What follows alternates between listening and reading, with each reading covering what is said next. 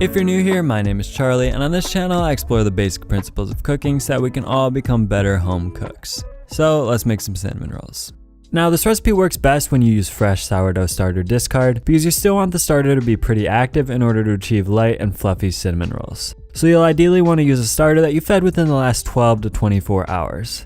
So in the bowl of a stand mixer, or just a normal bowl if you plan to mix by hand, combine 60 grams or a quarter cup of water with 125 grams or a half a cup of milk, both of which you've heated up to around 90 degrees Fahrenheit, which is about 32 degrees Celsius. Then to that, add 110 grams of your sourdough starter and stir to distribute it throughout the liquid. By the way, I'll leave a recommended time schedule in the full post on my website, but I usually like to start this process about 4 hours before bed in order to have the cinnamon rolls ready to bake in the morning. Because as you'll see, they're going to need to rest overnight. So once the levain is mixed in, add 300 grams of all-purpose flour and continue to stir until the flour is fully hydrated. Then just cover that bowl and let it rest for about 30 minutes, preferably in a warm environment around 80 degrees Fahrenheit, which is about 27 degrees Celsius. This will give the flour time to absorb the water and start to develop gluten before we add the rest of the ingredients. So after that 30-minute resting period, take your dough back out and add 64 grams of sugar along with 3/4 teaspoon of kosher salt, 1 large egg, and 2 tablespoons of melted unsalted butter. Then, either by hand or using the paddle attachment on your stand mixer, stir until all of the ingredients are fully mixed. At that point, continue mixing on a low speed as you add another 150 grams of all-purpose flour little by little until that's all fully incorporated as well. Then switch to the dough hook attachment, or if you're doing this by hand, transfer the dough to a lightly floured surface and knead it for about 3 to 4 minutes until a smooth ball is formed. The dough should be tacky but not overly sticky at this point, so if it does seem too sticky, feel free to add just a bit more flour.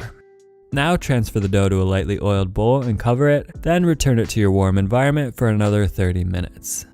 And after that 30 minutes, we're just going to perform one set of stretch and folds to strengthen the gluten network a bit. So for this, just grab a portion of your dough and stretch it up and over itself, then fold it back down and repeat that process a total of 8 times around the perimeter of the dough.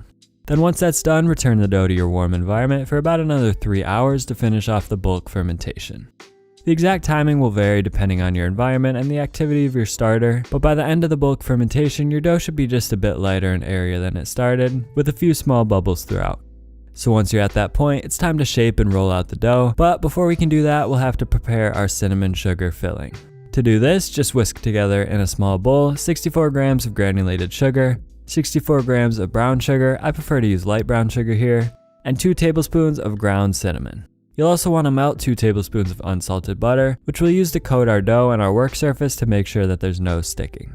Just make sure to let the butter cool a bit so it's not scorching hot, then brush some onto your work surface and turn the dough out. Using a rolling pin, gently roll the dough out into a rectangle about 9 inches tall by 12 inches wide.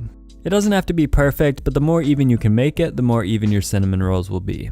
Now brush just a bit more butter onto the dough, which will help the cinnamon sugar topping to stick, and keep in mind you don't need to use all of your butter here because you don't want the dough to get soggy as it bakes. So only use as much as you need to fully coat the dough. Then go ahead and sprinkle your cinnamon sugar mixture on top, and again, you don't have to use all of it if you don't want, but I do usually like to use it all. Next, tightly roll up your dough, and I did a pretty poor job of rolling it up this time, but you get the idea. So I'm cutting off the ends here, which I'm still going to end up using, but if you really want your rolls to be as uniform as possible, then you don't have to use the end pieces. Either way, cut your roll into a total of 8 evenly sized pieces, or 6 pieces if you want your cinnamon rolls to be a bit bigger. And of course, be careful when cutting it because if you slice down too hard, you'll crush it and ruin the shape. So make sure to use a sharp knife. It doesn't have to be serrated, but just gently saw back and forth like so. Then as you cut each roll, place them right into a 10-inch cast iron pan or other similarly sized pan, and there should be some space in between each roll to allow them some room to expand. Now at this point, you could either let them rise at room temperature for about 4 hours before baking, or you could do what I usually do, which is place it into the fridge to rest overnight. Then in the morning, just bring your pan out to room temperature and let the rolls rise for about 2 to 3 more hours before baking. They don't need to rise a ton since most of the rise will happen in the oven, but they should expand just a bit, and by the time they're done proofing, they should spring back slowly when poked. So once they're almost fully proofed, preheat your oven to 375 degrees Fahrenheit, which is about 190 degrees Celsius. And then once it's heated, go ahead and throw them in. Let them bake for about 25 to 30 minutes until the tops are nicely browned and the rolls are cooked all the way through. But in the meantime, while those are baking, we're also going to prepare our cream cheese frosting. Ideally, you'll want to use a stand mixer or an electric hand mixer for this, but you could always just whisk it by hand too. So start by combining 3 ounces or 84 grams of cream cheese with 3 tablespoons or 42 grams of butter, both of which have been softened to room temperature, then mix to combine them. If you're using a stand mixer, I'd recommend using the paddle attachment, but you could also use the whisk attachment if you prefer. Now add 1 teaspoon of vanilla extract along with a very small pinch of salt and continue stirring. Then once those are incorporated, start to slowly add your confectioner's sugar little by little until you've added a total of 180 grams. At that point, you'll have a pretty thick frosting, which you could definitely use as is, but I like to add about 2 to 3 tablespoons of milk to thin it out a bit. So feel free to add as much or as little milk as you like until you achieve your desired consistency. And that's it. So once your cinnamon rolls are done cooking, set them out to cool for just a few minutes, then coat them with your frosting and enjoy. Make sure to frost them while they're still somewhat warm so the frosting melts over top, and you could also remove them to a cooling rack if you like, but I prefer to just serve them straight out of the pan for the presentation aspect of it.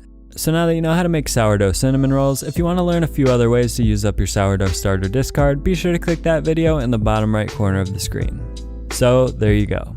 I'll see you all in the next one.